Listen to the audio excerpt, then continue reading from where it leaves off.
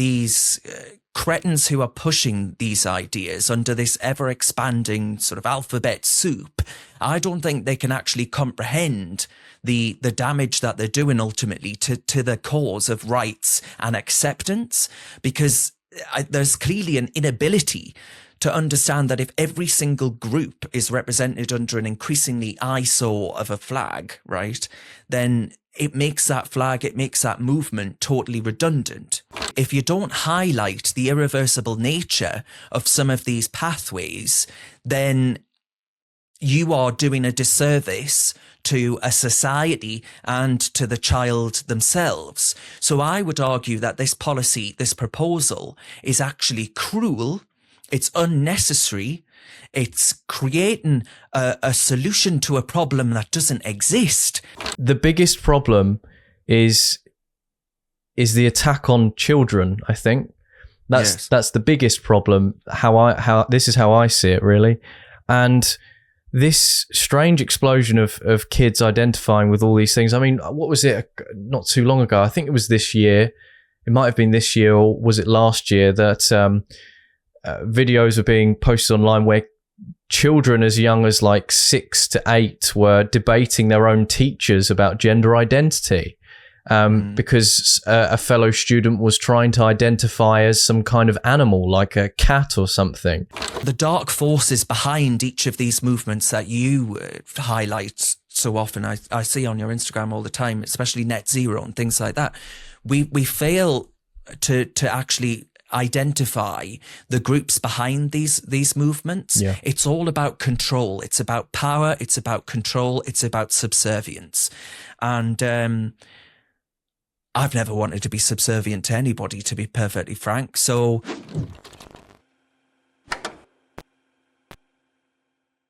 hello, friends, and welcome to episode 9 of the State of It podcast with your host, Lewis Brackpool. And today, I'd like to welcome my guest, Darren Grimes. Darren is a presenter for the Saturday 5 on GB News, a political and cultural commentator, and the founder of Reasoned UK, a political and current affairs media outlet that provides entertainment and informational content on a variety of news issues. In this episode, I asked Darren about his thoughts on the contentious conversion therapy ban that the potential incoming Labour government is eager to implement, as well as the surge in children identifying as trans, non-binary, and even animals. We also discussed the spirit of Britain and how we have become a bit of a docile country, and whether or not we are in a spiritual war. I hope you enjoy the episode as much as I did, and this episode is available to watch on YouTube and Rumble, and to listen to on Spotify. Darren Grimes, thank you so much for joining me. How are you, good sir? An absolute pleasure to join you. I'm doing very well, thank you. How are you? Good. Yeah, not too bad, thanks. Just plodding along as usual. Fighting the good fight. Yeah, absolutely, as we all are. Just want to quickly say before we start as well, congratulations with Reasoned hitting 100,000 subscribers. You guys have been working very, very hard to try and attain that. So I just wanted to quickly just say well done before we get started. No, thank you. I think people are very grateful that there are platforms like Reasoned, fighting what is a really unfair battle. Because as you well know, most of the established media is overwhelmingly left-wing. So, we've got to get our voices out there and be heard. Yeah, absolutely. Well, you're doing a cracking job, so keep it up, mate. There's lots to, of course, talk about with regards to what's going on in the world. It feels like I'm watching not just the West, but obviously my own country just crumbling before my eyes, which is pretty depressing. Yeah. So we'll try and make it as entertaining and lively as possible, so it's not all doom and gloom. But firstly, I was actually thinking back to when I first met you briefly. I think it was virtually, and I think I conducted an interview with you years and years and years ago. And I think I met you briefly at you set up a Reason conference where you've had so many MPs, speakers. Are you looking to do more of that in the future? Is that something that's planned? Yeah, absolutely. So the engagement of young people at that, it was a packed conference, as you know, and it was full of young people, and being able to do that, engage in the next generation, I think is incredibly important. Yeah. Otherwise, we might as well all accept a life of the gulag, right? Whether that be metaphorically or literally, I don't know. But yeah, I would love to do things like that again. We are certainly looking into it. It's certainly the plan to do something like that later this year. I can't really say anything more than that yet because we haven't finalized anything, but it's definitely something we want to do. Absolutely.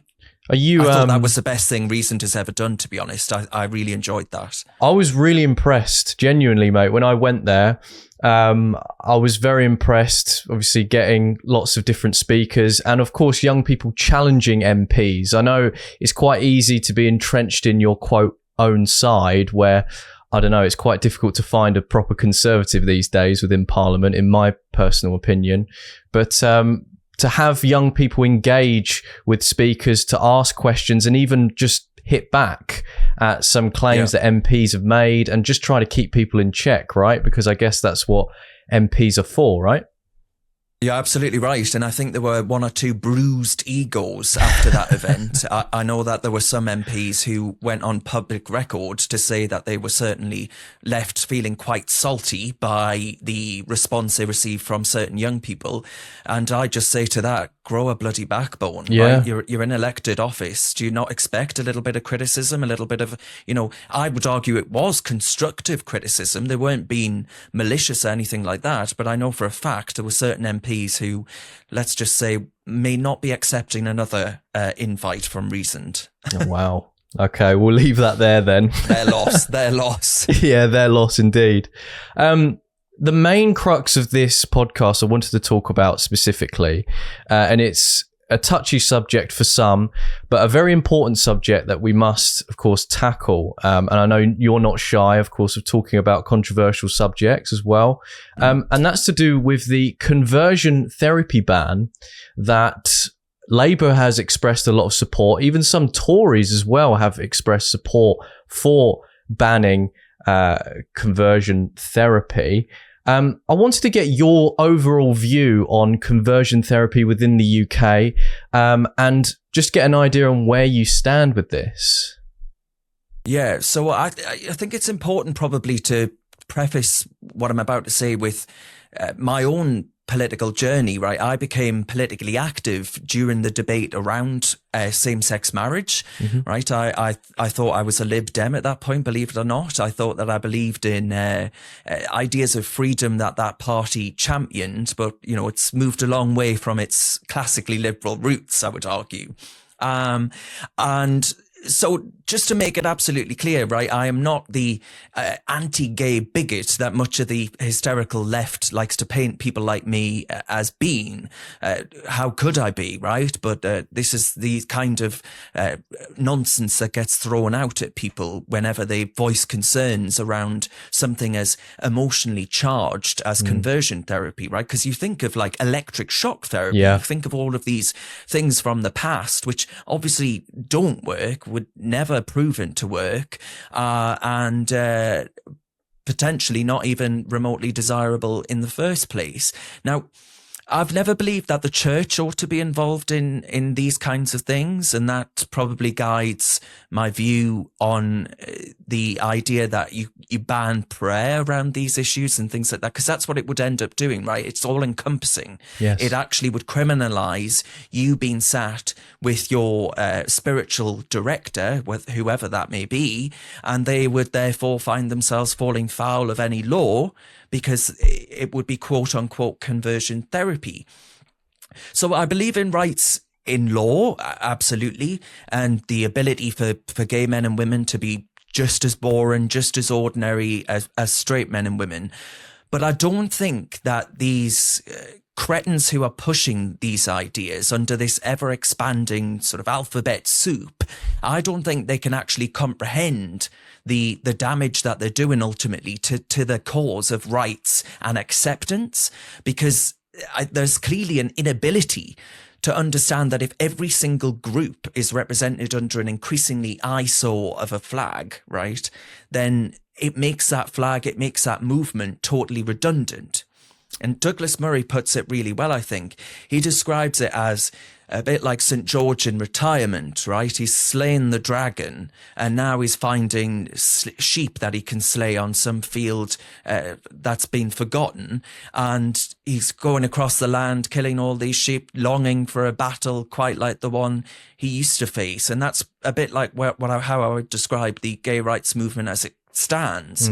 You know, they've achieved equality and now they're slaying sheep or pretend sheep even. It's not even a real sheep. And that's where we're at with this conversion therapy idea. The idea that this is a new frontier to be tackled when actually the evidence of this happening is either anecdotal at best or really outdated, you know, ancient notions. Yeah, you make a very, very good point. I've sat and I've thought, surely not that people are shocking like gay people with like, you know, prongs or whatever, like, you know, bringing them into a room like it's all surgery or something. And you have this Victorian era sort of view of it all when that just doesn't happen. That's not the case. I have an article here by Pink News. I'm sure you've heard of Pink News and how awful or very left-wing that they are. It says, Keir Starmer promises trans-inclusive conversion therapy ban under Labour. It says LGBTQ plus activists have praised Keir Starmer for promising to bring in a trans-inclusive conversion therapy ban if Labour wins the next general election. And it says so-called conversion therapy refers to attempts by anti-LGBTQ plus groups or individuals to forcibly change the sexuality or gender identity of an individual, which is, of course, impossible, is what they've said in the article. The reality I see it as is talking to someone. You're criminalizing talking to an individual, whether that be a pastor or a priest or whether that be a therapist, because maybe you don't feel comfortable in what you are, and people experience these things from all sorts of life. What's your take on that with Pink News's view on this, on their sort of view on this legislation that could be brought through? I mean, Pink News are a rag that's trying to make itself continue to be relevant, you know, post the achieving of equality. It's a clickbait, horrible rag. And you know, its decline has been a glorious thing to watch unfold, to be honest. And I do not wish them well for any moment. But, you know, you mentioned Labour there. I mean, Keir Starmer is known as changing his tune on various issues as often as he, I assume, changes his underwear, right? But on this one issue, he and Labour are absolutely unwavering when it comes to so-called conversion therapy. And there was earlier this year a LGBTQ whatever it is, Labour event. And he said, as you point out, he said he would outlaw all forms of conversion therapy, including those affecting trans people. Now, in essence, what you're getting at here is any attempts to say to someone, well, the Cass review suggested that actually autistic kids, kids who are struggling with their sexuality, will grow up to be perfectly healthy, fit, comfortable in their own sex. All of these things, the exploration of that would soon be totally off limits, right? Where you actually criminalize any exploration of those ideas. Now, the evidence suggesting that conversion therapy is some kind of rampant problem for gay Brits or trans Brits, it's non-existent. It doesn't exist. This is a spectre of the past that they're trying to drum up in order to give themselves some differentiation between the political parties, because they all agree on this stuff now, right? A little bit too much, if you ask me. There are some Conservative MPs who agree with Sir Keir Starmer on the need to do this, to fight these mythical beasts.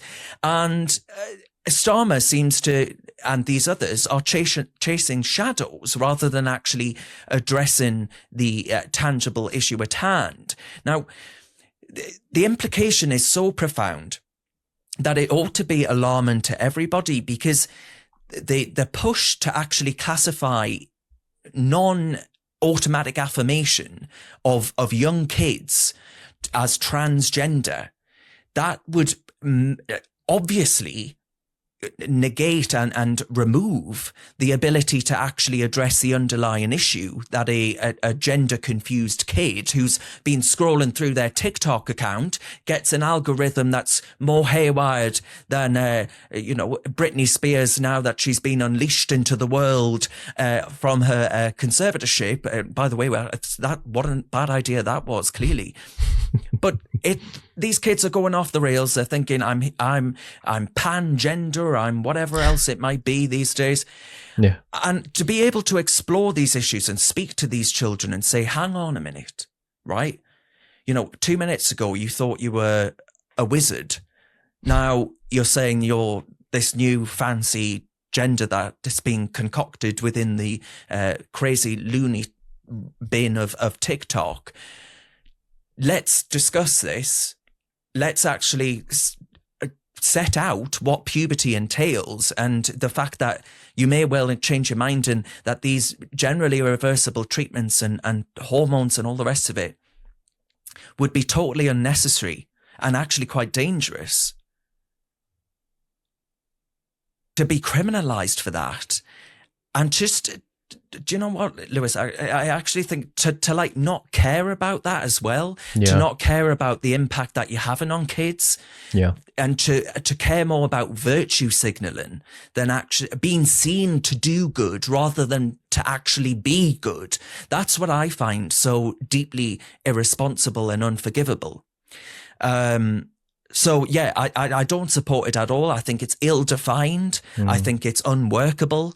And I think it will ultimately end up doing far more harm than good.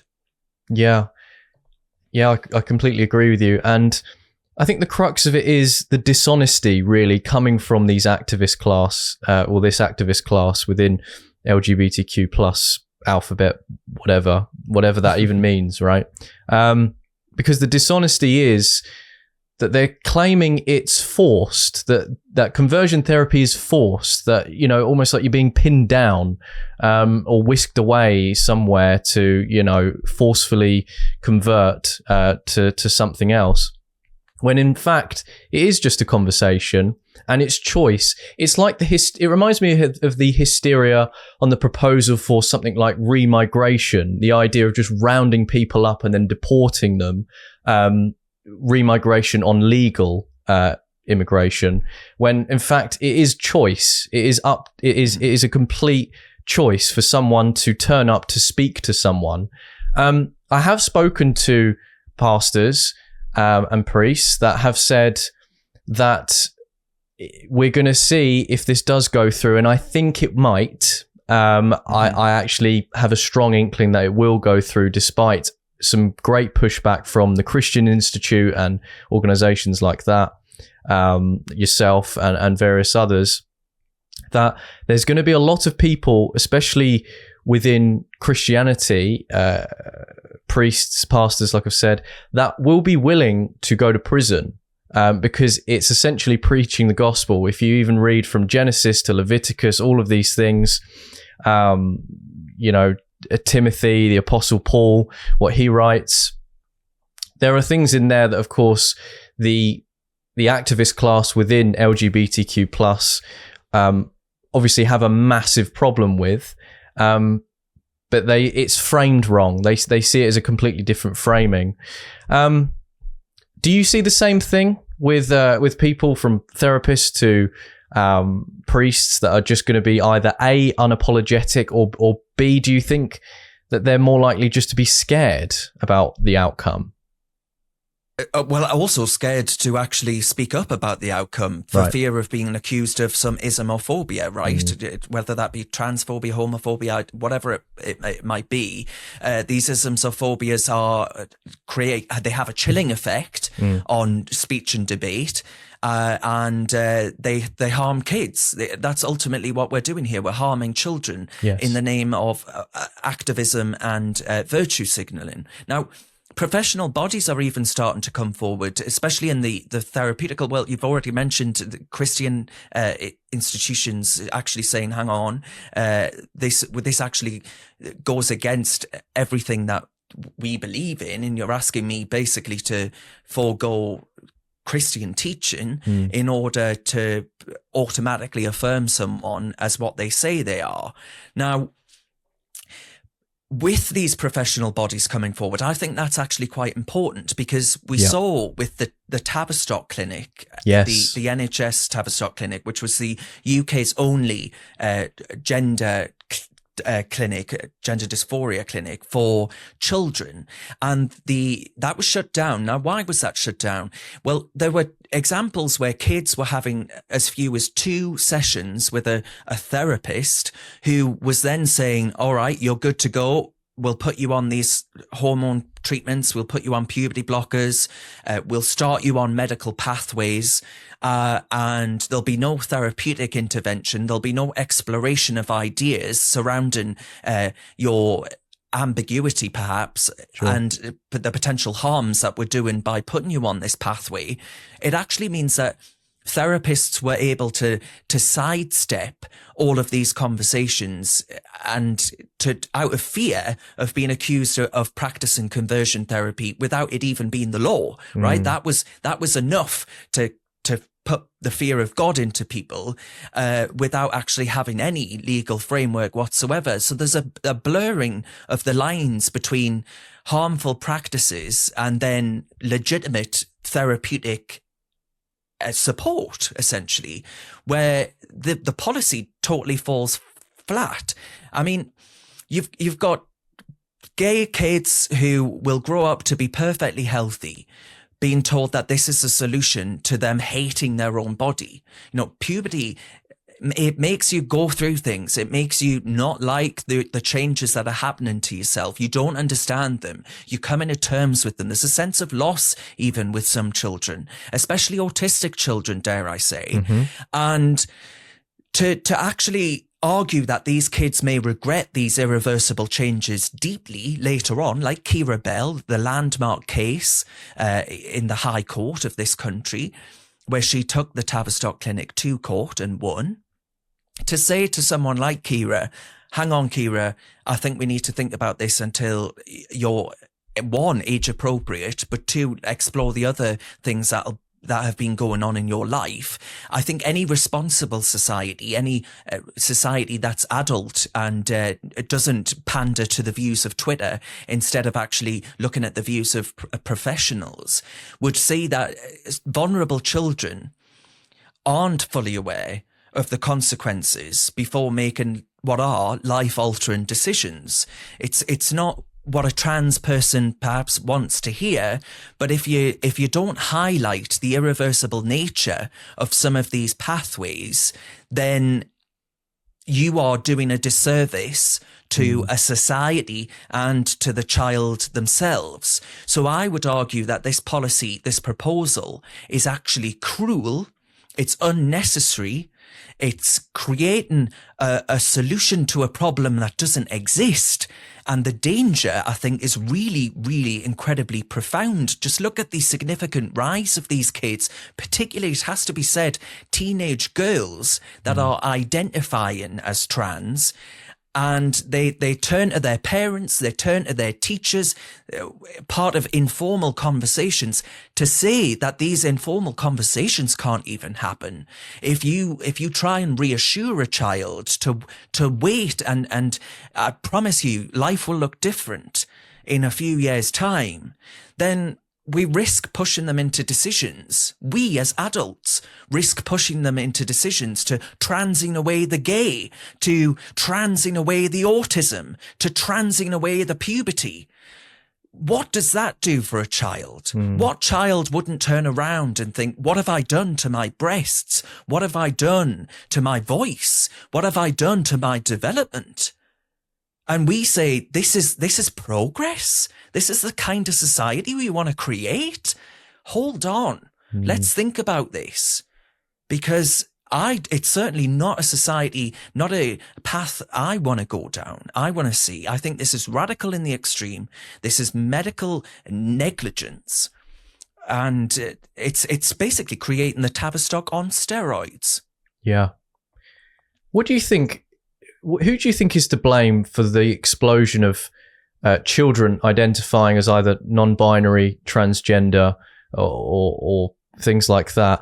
You mentioned, of course, it's very spicy, very controversial. You mentioned, of course, there is some sort of correlation between people that are identifying as transgender or non-binary, and the correlation between that and autism as well. There's studies to suggest some kind of correlation, unfortunately. And even the Cass review found that, right? Yeah. The government's independent review into all of this. Yeah.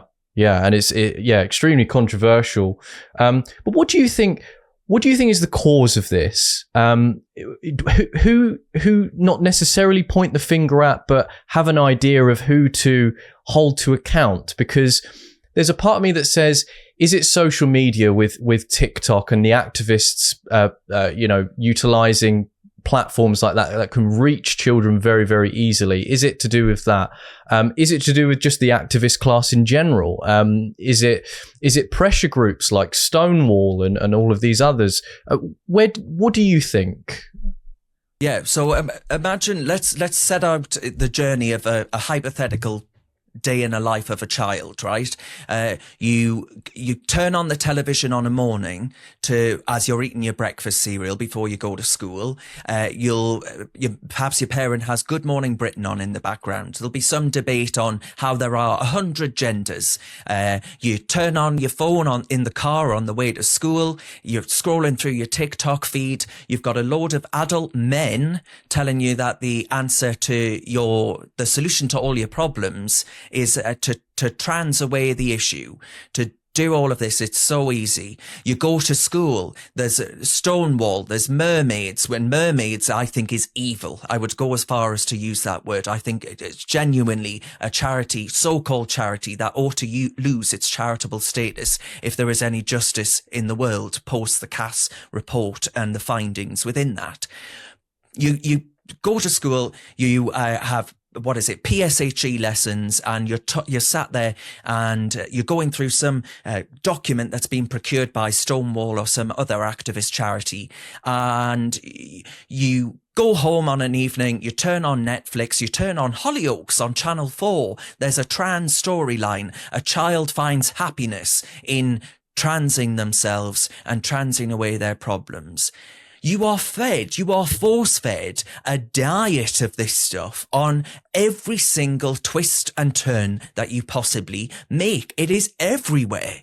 So I do blame the activist class. I blame government for being too weak, too supine in its approach to actually combating this stuff. We give government grants. We had the Stonewall, what's it called?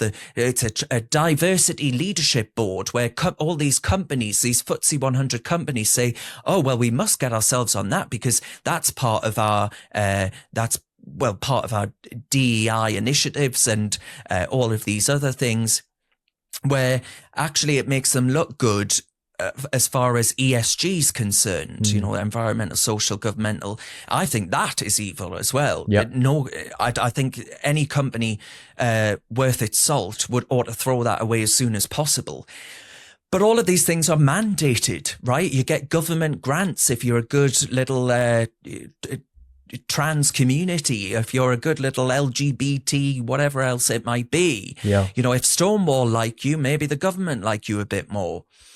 All of these things have knock-on effects, and it all stems from the DEI agenda, the ESG agenda, all of these other things, and it has long-term, real-life repercussions on some of the most vulnerable children that are alive and in our society today.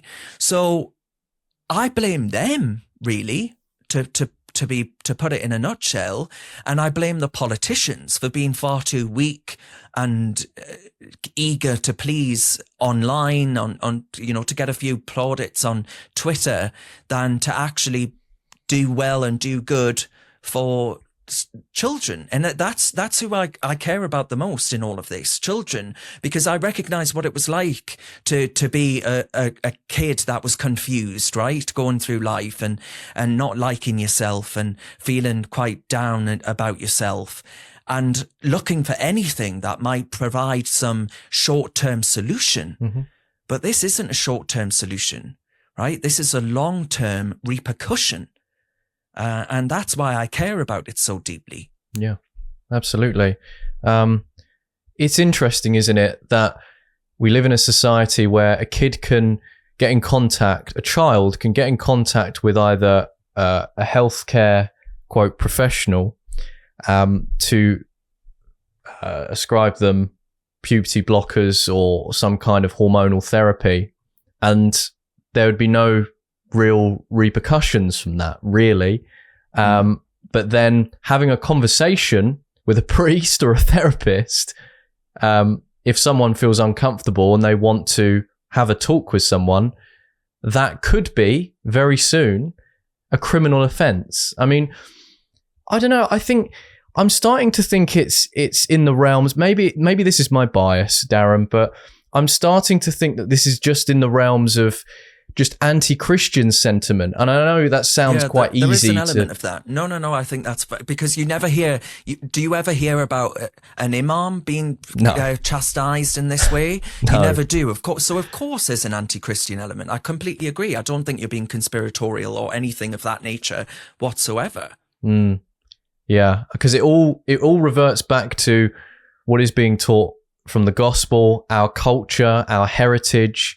You know, we were built, this country, Britain, was built from Christianity because it gave the Magna Carta, hospitals, education, all of these things. And I don't know, it's like this, the activist class has this kind of masochistic view on things where it's almost the need to tear it all down and build something brand new that they seem would work. And I think that's predicated on some sort of strange nihilism, narcissistic tendency or something. But the biggest problem is the attack on children, I think. That's the biggest problem. This is how I see it, really. And this strange explosion of kids identifying with all these things. I mean, what was it not too long ago? I think it was this year.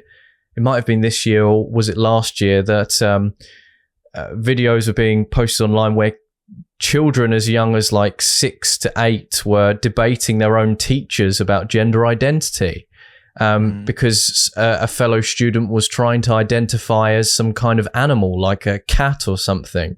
You've heard of that, right? Yeah, cat gender or something, wasn't it? What's all that about? I mean, the adult in the room should not be entertaining all of this. And you mentioned Christianity, and just to go back on that ever so slightly, where is the Church of England in all of this? Why are they not? They ought to be more robust. I am an Anglican, right? I am part of that church, but I don't identify, if I can use that word. I don't identify. I'm co-opting their language. I don't identify with the upper echelons of the established church, right? I don't identify with the leadership or lack thereof in any way, shape, or form. The church should be unabashed about its position, right? The church should be unapologetic. Instead, you have got these activists within the church itself. And if you dare speak up about it, as we've seen in case after case, you will lose your job. You will be pushed to the sidelines of the church. If you want to ever hope of being a bishop, well, God help you, because that ain't going to happen under Archbishop Welby. Whackery and wokery is his creed, not the gospel, and certainly not any theological teaching. It's sad. It's sad because you would think that, my brother has a little girl. She's very little. And, you obviously think about schools at a point Sure. like that. You obviously think about the future. And once upon a time, perhaps I would have said, "Oh, you must send her to a Church of England school." I wouldn't feel so comfortable or confident doing that now because I don't have any belief or evidence that they are any better than any other type of school. I think they are all so ideologically captured. And if it's not ideological capture, then it's been so laid back the horizontal, right? Yeah. I find that so thoroughly depressing. And the adults in the room, the problem is that there is no principle in public life anymore. Gone are the days of the likes of Margaret Thatcher in public life, Gone are the days where people actually fought for something because they believed in it. Nowadays, it's what snap opinion polls tell you will do well, or what will do well on twitter.com or whatever else. And I get told all the time by adults, "Oh, look, if you just didn't say this, Darren, if you just didn't say things like this, man, maybe the BBC would have you back on, or if you didn't talk about this issue, nicey, go softly on this, then, you'd have more opportunities in this space and that space." And I think, right, but, if I looked at myself in the mirror in that position, I wouldn't like what I saw looking back at me, right? And I think that I'm sort of not attempting to make myself sound particularly brave or anything like that, because I don't think that for a second. My grandfather's generation was brave, sending a lad who only ever left County Durham in order to go fight in the Korean War. Yeah. That was bravery, right? That those boys looked at bombs and bullets and charged straight for them. That's bravery. But why is it that we don't even have people who can turn around and say, "Well, I disagree with you. I disagree with what you're doing to children. I disagree with the direction you're taking my country in. I disagree with you actually claiming that this is a societal good." You are more scared about trending on Twitter and being told that you're some Islamophobia than you are actually standing up for what is righteous in the world. And that's where we're at, I'm afraid. That's the position we find ourselves in, where you've got some young-ish gay lad like me from a council estate in County Durham being told that I'm brave for campaigning for Brexit. I mean, are we really so reduced in society that we consider it brave in order to campaign to leave a sclerotic, bureaucratic monolith? It's pathetic. I just despair. But I try not to despair too much, because I realise that I sound like a miserable arse at times, but it's not my intention. I don't want to be thought of like that at all. I consider myself fundamentally, first and foremost, a bit of an optimist, right? My mother always brought me up saying, "Shy bairns get nowt," which, it means shy children get nothing. And I'd like to think that I've stayed good and true to that pledge. And I wish more people would do that, because if more people don't actually speak up, utilize their voice, no matter how big, no matter how small, then we are lost. It's as simple as that. The problem is as well, society has changed, culture has changed drastically, where not only politics is the downstream from culture. I thoroughly believe that. I believe Andrew Breitbart said that. And it's true, because if you change the culture, you completely change the politics. And what we're seeing right now, especially in Britain or in the West, is this powerful lobbyist activist class that have taken the long march through the institutions. The revolution has already happened now, where you see the educational system, you see government, institutions such as the Home Office. All of these places have been captured, in my view, by this activist class that has got such a vice grip on people that the culture has twisted and changed, so that if you want to have open debate about something controversial, no, we can't do that. Not in this setting. No way. You're cancelled. You're banished. That's it. Whereas the counter revolution to that is open. It's free speech. It's open conversation with people. Now, I can't believe that we're sitting here having to talk about we need a freer society within Britain in terms of freedom of expression, freedom of speech, and the ability to challenge without having activists turn up to your door with a Molotov cocktail or making threats against your family just because you fundamentally disagree with an idea. This isn't Britain. That's not the way that we do things. We were built on the battle of ideas, right? But that's gone out the window. And I agree with you when you say about who's to blame. And yes, it is government for being weak and allowing the state to expand to the point of I'm struggling to see a resolution with regards to politics. I think now is more you have to go locally now and just entrench yourself in your local area. And, you know, I don't see any way out with regards to politics. But also, it's scary for the ordinary person who doesn't have platforms like me and you, that doesn't get to go on broadcasting television and speak your mind and, you know, have that kind of safety net there. The ordinary people, when they go to work, whether it be in an office or whether it be on a building site, HR is always there. It's always looming. Yeah. It's like your Ofcom, really. If I'm to make a comparison, I'm sorry to bring it up. It's like your Ofcom. They're there. They're waiting. They're waiting for you to make a mistake so that they can get you out the door and replace you with a progressive or replace you with someone that will toe the line. That's a scary environment to be in. Yeah. But the most powerful thing you could do is the two letters which makes no. Just say no. Yeah. I'm not having this. The only solution that I see, and I'm keen to hear what you think of this.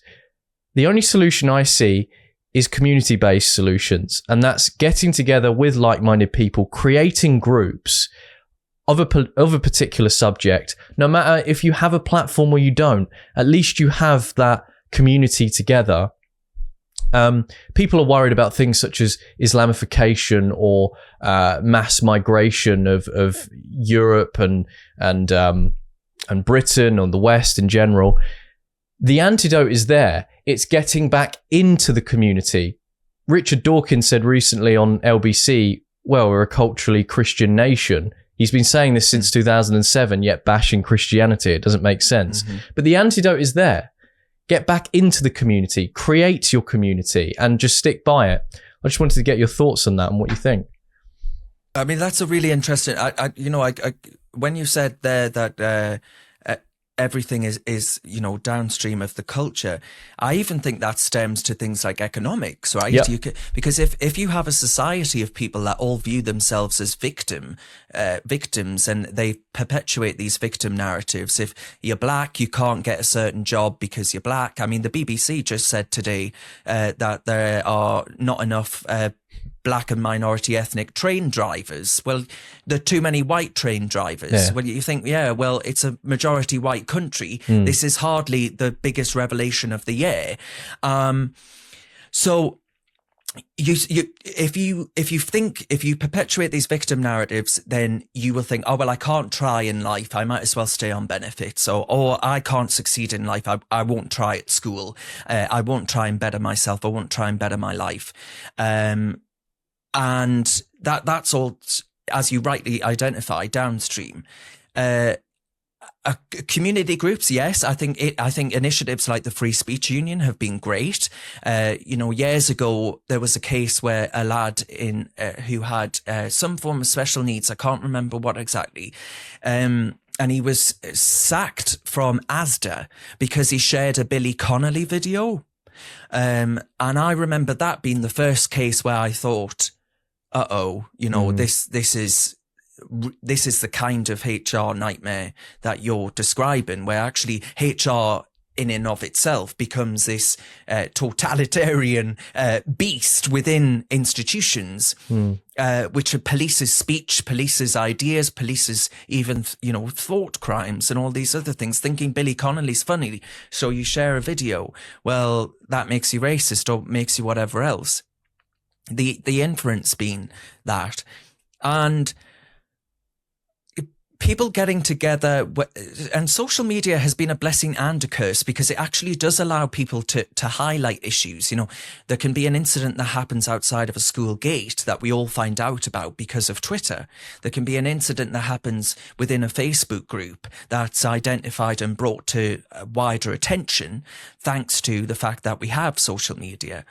So getting together with like-minded people, being active on these things, I think what Elon Musk is doing at Twitter is worthy of, I would give him every award and honor going. I think it's so incredibly important. He's quite literally putting his money where his mouth is.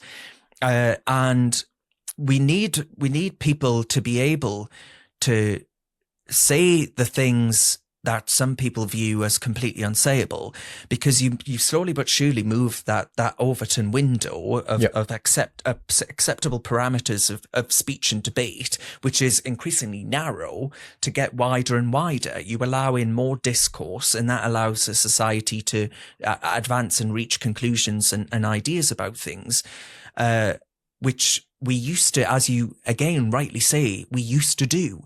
It's hard to believe, but Scotland, can argue itself to be the home of the Enlightenment.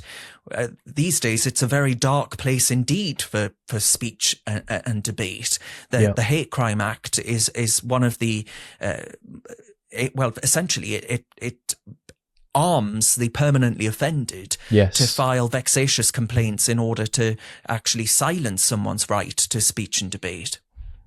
Where you had that incident, that case where some bloke had the mental health team turn up with coppers to his house because he had said, I'm a bit worried about what's taking place in Australia with the stabbing of that priest. Bishop, actually. He was a bishop, wasn't he? Bishop Mari, Yes, that's right. And you have these cases. It's a worrying thing, but unless we actually imagine if we didn't have Twitter, imagine if that didn't exist, we would never have known about this man. We would never have known that this happens in Britain, that police officers with mental health groups turn up to potentially section you for wrongthink. What a really troubling state of affairs. So I'm optimistic in one sense, which is I don't think we are going to roll over and let this happen. I do think there will be pushback, but I just wish we were a little bit more alive to it. I wish that we were more, dare I say it, I wish we were more like the Irish, because I think the Irish have been taking a stand against what's happening in their country in the terms of illegal migration. They're much more willing to take to the streets than we are. We're not a nation that's been comfortable throughout history doing that sort of thing. But I think we have to be a bit more like that. We have to organise a bit more. We have to be a bit more vocal, because they're bloody good at it, right? Every weekend in London, calls for jihad and intifada. They're ideas that I do not want to see in my nation. Thank you very much. So we need to be better at it. I think it's interesting. The parallels between Ireland right now and England, Scotland, Wales, Northern Ireland. I think we're quite docile now, Britain. I don't know what you think about this. Yes. I feel like we're very, very docile, because over the years Britain has always had that stiff upper lip kind of, attitude. Just get on with it. When the IRA were bombing people in London and in Brighton as well, people just carried on with their day, straight after. And the problem is we're left in our own kind of bubble. The last 4 years have been very difficult for a lot of people. Whether that be from lockdowns, whether that be from the rollout of the heart dart or whatever, it's been very uncomfortable for people. And you've had a strong minority that have stood up and said, we don't want this. And I think the collective amount of people who stood up and said, we don't want this, with regards to, let's say, for example, vaccine passports, when that was kicked out of the Commons, that was because of the people. That wasn't because MPs thought, oh no, I stand for freedom now. It was pressure. It was pressure from the public. It was, dare I say it, people power, which sounds a bit communist. I was an ex-communist, but not anymore, so don't worry. Yeah, and I think we need more of that. That energy needs to kind of come back now. The last 4 years, like I said, very difficult, but you had a strong sense of community. There was a goal. There was something that people were fighting for. And I want to see that again. I want to see that again. And that's the old Britain the British pride without it being sinful. It's very, very encouraging.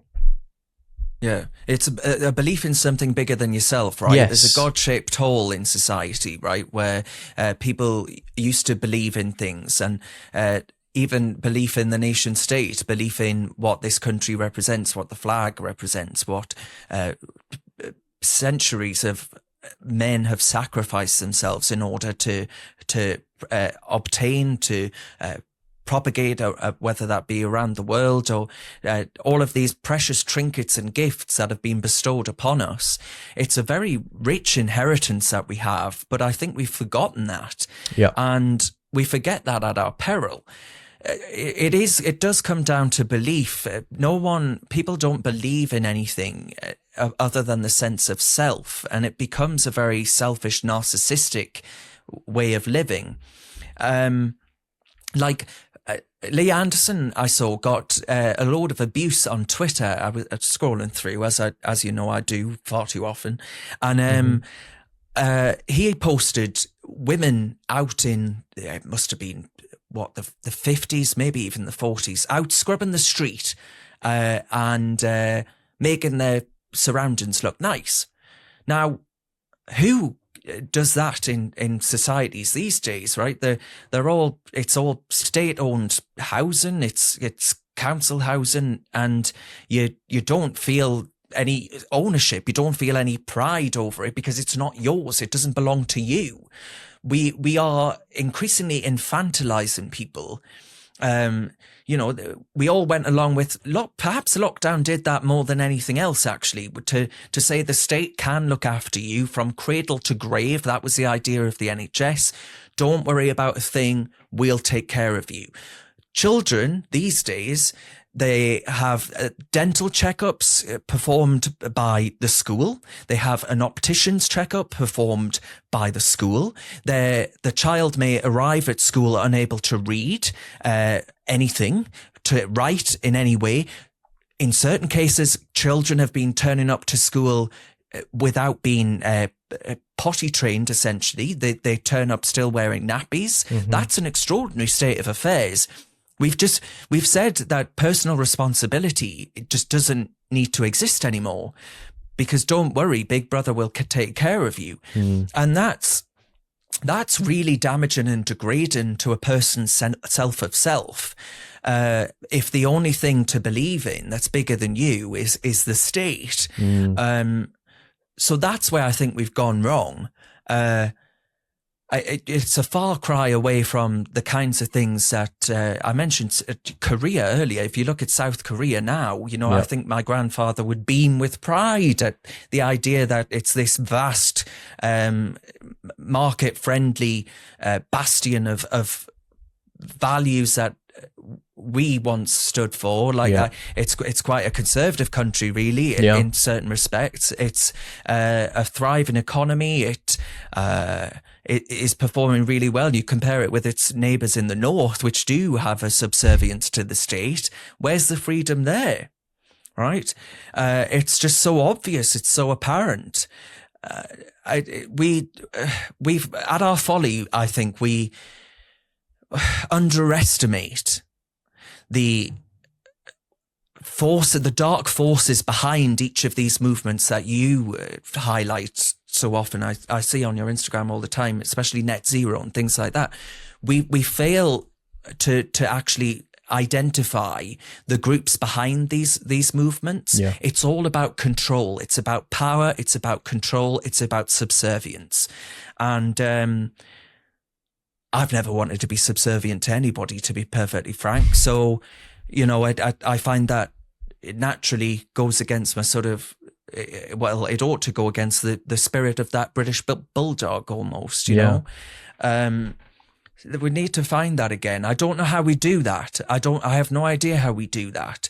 But I think the more of us that come together as collectives, we need to be a little bit more like the communists and socialists of this world. We need to get together. We need to put aside ego and work together for the greater good. Because I think until we start doing that, then we're just splinter groups that are, pissing in the wind, essentially. Am I allowed to say pissing on this podcast? Of course you are. Of course you are. Yeah, I completely agree with you, man. And one final thing. Some people say that to make change now in this current scenario, it's not politics, it's not cultural anymore, it's spiritual. There's almost like a spiritual warfare happening. What's your take on that? Do you think that there is? Do you think there isn't?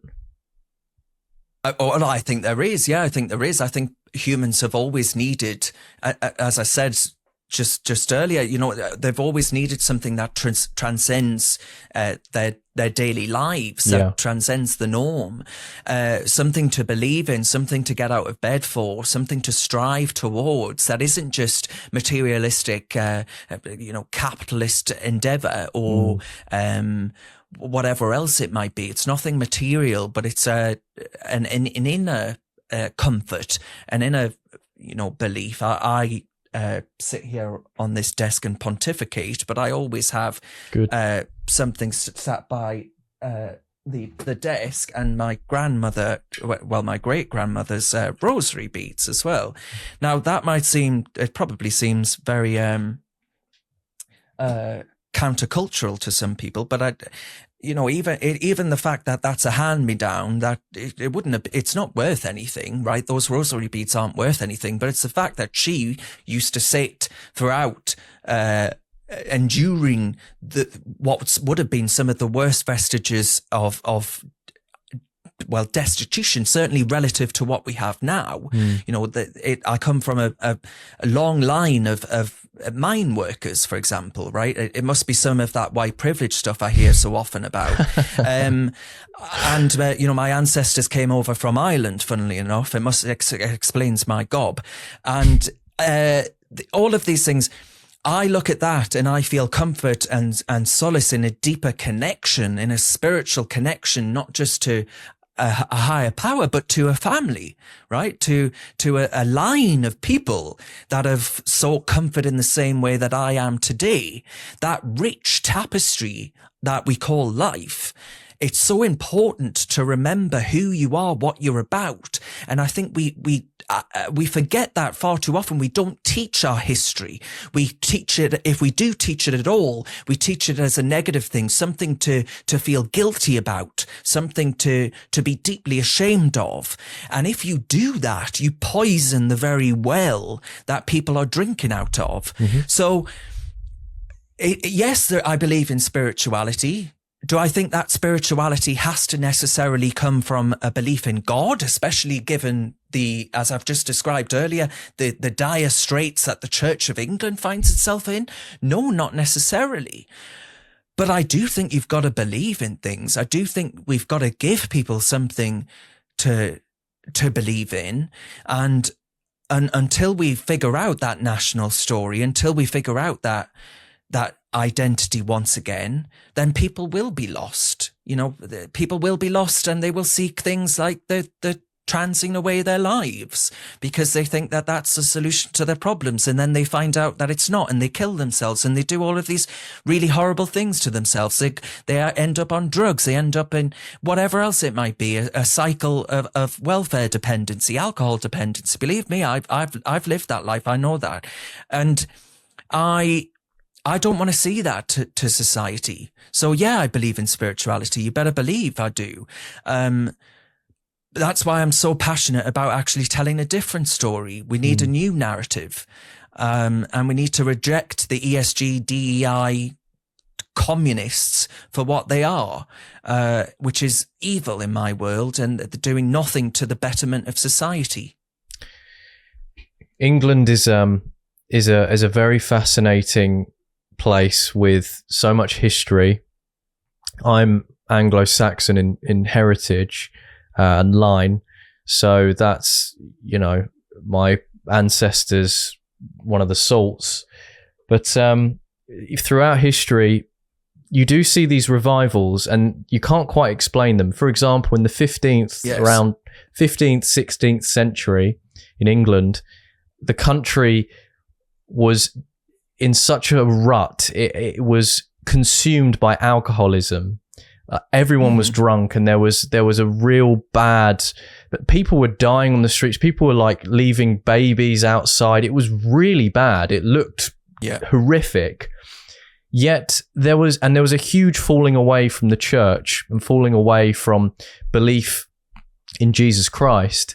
But then all of a sudden, there was this massive revival straight after the tail end of this horrible moment in our history, where everyone then started going to church, finding this brand new revival, and then England then just flourished once again. And I think it's so important. I think this is why we're seeing. I think it's part of the reason why we're seeing so much of this hyper secularism, the attitudes from secularism, is because of obviously the falling away from faith. And I think that's what we are missing. That initial salt within this nation is, of course, faith. And to wrap it up, Darren, you're more than welcome to come to my. I go to an independent Reformed worship church. My pastor, the group, will be more than happy to have you in. Obviously, hopefully getting baptized very soon. So I'll be in touch, and you'll be invited to that. No pressure, of course, because I know you're very busy. Where can we find you, Darren? Thank you so much, by the way, for taking your time out. I know you're very busy, but where can we find you? Not at all. Absolute pleasure. I'm sorry it's taken so long. No. You can find me. Actually, darrengrimes.com has all the links that you need. So, Fantastic. nice and easy. Nice and easy. Follow Reasoned UK, of course. Yeah, of course. Yeah, definitely go and check out Reason. They do some fantastic work. I know I've seen one of your colleagues as well, Chloe Dobbs, is doing a lot of solid work there too. So she's great. Yeah, great. Very, very good. But Darren Grimes, thank you so much for your time. A pleasure. Thank you.